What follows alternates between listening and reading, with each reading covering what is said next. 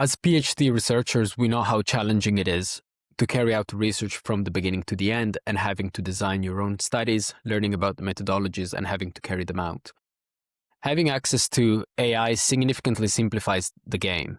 I think that the areas that I've personally seen being influenced include understanding the subject, which means the literature reviews that take months now can be done in a few days, which is an advantage because it means that you can understand all the key concept a lot more rapidly, but it also takes away from the aspect of using your brain to understand, to actively learn and read every single paper and making decisions about what to spend time learning and making mistakes and perhaps learning other tangential topics along the way, which is extremely beneficial.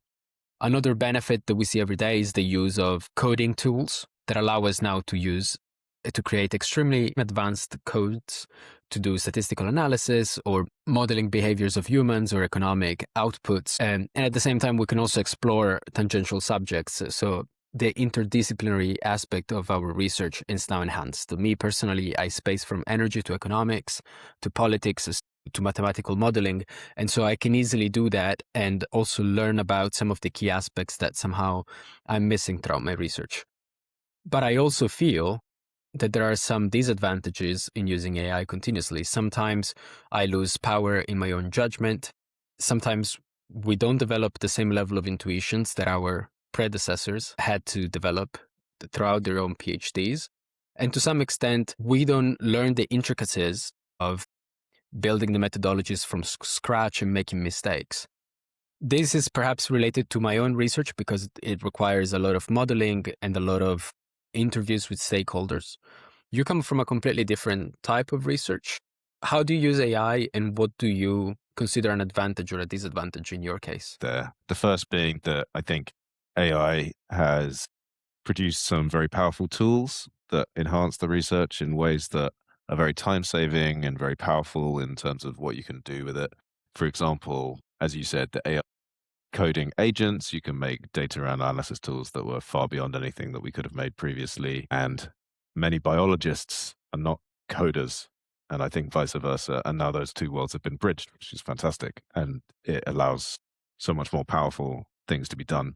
You used to have to go to a bioinformatics department to get a lot of data or tools made. Now you can make it ourselves. The other thing is you have new technologies like AlphaFold and these very powerful AI-based tools that allow us to predict protein folding and things like that, which are, again, things that weren't really possible before.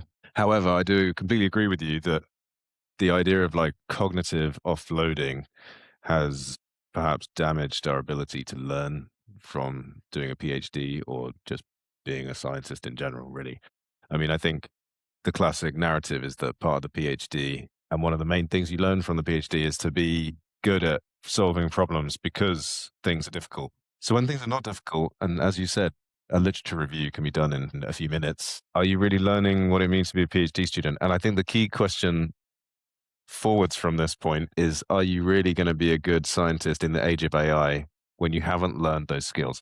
So the question is, should a PhD be about learning how to use AI agents to do all of your work for you and be like a master operator of a swarm of AI productivity? Or should a PhD be doing the groundwork yourself so that when you go on to be a manager of AI, you actually know what should be done, you know the mistakes it's making, you know the ins and outs of the research that you should be doing, and you can spot hallucinations and you can spot things going wrong?